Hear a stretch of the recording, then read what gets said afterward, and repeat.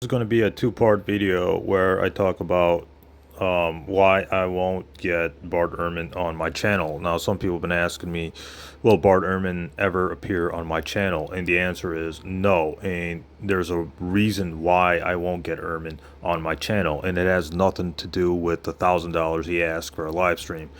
I can certainly pay that. The problem is that Ehrman is not going to say what we want him to say. If you're a Muslim apologist, he's not going to come on your channel and agree with your views. Same thing with atheists and same thing with Christians. When they get him to talk about Islam, he usually just ends up agreeing with the Islamic view that Jesus was a prophet.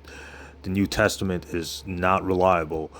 Uh, Jesus uh, the followers of Jesus thought, or the followers of Jesus worship one God, and Jesus also worshiped one God. So he agrees with those things when he gets when these atheists and Christians get him on their platform. And after Bart Ehrman utterly destroyed and humiliated James White on the preservation of the New Testament, or is the New Testament preserved? This just shows that Ehrman is not going to be used by anyone. He's not going to be used by Christians for their agenda against Islam. Just take a look at what happened to that hack James White when he tried to debate Ehrman. Ehrman completely trashed and destroyed him. He's not going to agree with the atheist and Christian critics of Islam. Look what happened to Apus and look what happened to David Wood. They ended up using Ehrman to prove Islam rather than to disprove it. So I feel this is what's going to happen with Ehrman. Now, just look at this. In order to understand what I'm saying further, just watch the interview with Mohammed Hijab and Bart Ehrman, where Bart Ehrman says the exact opposite of what Mohammed Hijab wanted him to say. So this shows that, well, Ehrman has the right to be arrogant. He has the right to behave or act the way he does because he has the qualifications. So he can say those things against the New Testament because he certainly has the qualifications for it. So his arrogance is justified because of his credentials.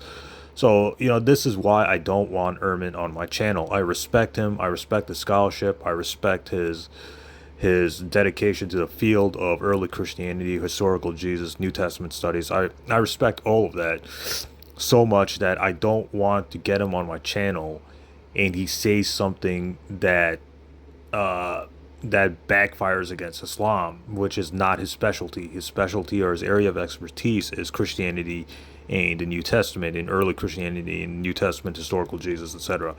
He's not going to have much weight, even if he agrees with the Muslim view, which he does like most of the time.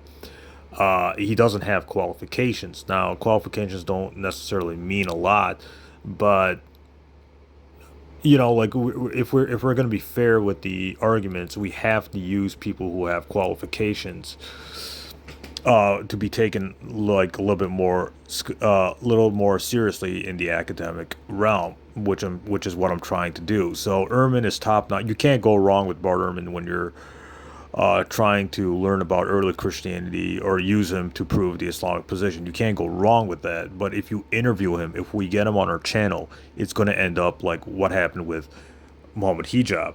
Mohammed Hijab was Mohammed Hijab failed in his interview with Bart Ehrman because Bart Ehrman disagreed with a lot of what Mohammed Hijab what Mohammed Hijab was trying to get Ehrman to say.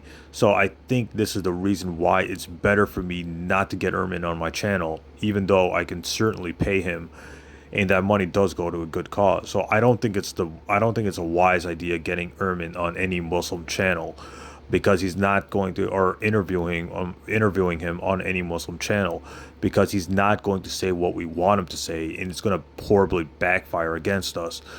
Now look at what Apus did. Apus took that video and he says Bart Ehrman roasts Islam, and he edited that video he highly edited that video where he tries to get Ehrman to disagree with what Muhammad Hijab is saying. So he's guilty of doing what he accuses Muslim apologists have done, edited his video on his interview with Ehrman. But Ehrman was agreeing with the Islamic position that Jesus was just a prophet, that the Jesus and the disciples worship one God. He was agreeing with that. So we're not taking anything out of context.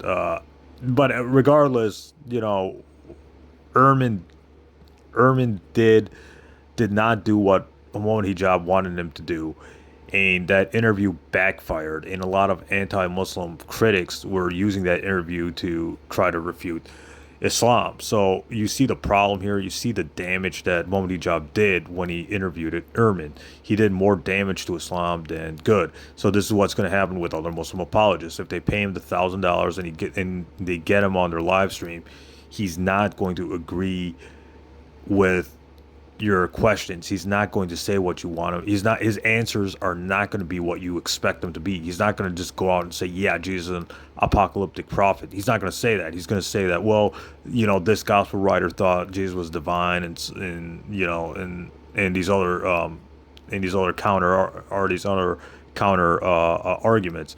So guys, please stop asking me to get Ehrman on my channel. He's not going to do any good for my channel. He's not going to do any good for Islam. It's just better if we use his videos to prove the Islamic position, and we just don't interact with him. Because if we interact with him, if we try to get him to say what we want him to say, it's going to backfire against us, and he's going to say the exact opposite of what we want him to say. If we want him to say Jesus is just a apocalyptic prophet, then he's going to say things like, well, the gospel writers thought Jesus was divine, like he did with Muhammad Hijab. So he's not going to agree with everything. He's not going to agree with our line of questioning. So, this is why I highly urge Muslim apologists not to use him, not to interview him on your live streams or your channels, because it's not going to go the way you want it to go, and you're going to do more damage with Islam. Use his scholarship, use his interviews, use his debates, but don't interview him, because it's not going to be, the results are not going to be what you expect them to be, and people like Apus are going to take your video, highly edit it down, like he did with Muhammad Hijab's interview, and they're going to say Ehrman roasts Islam, or Ehrman doesn't agree with Islam.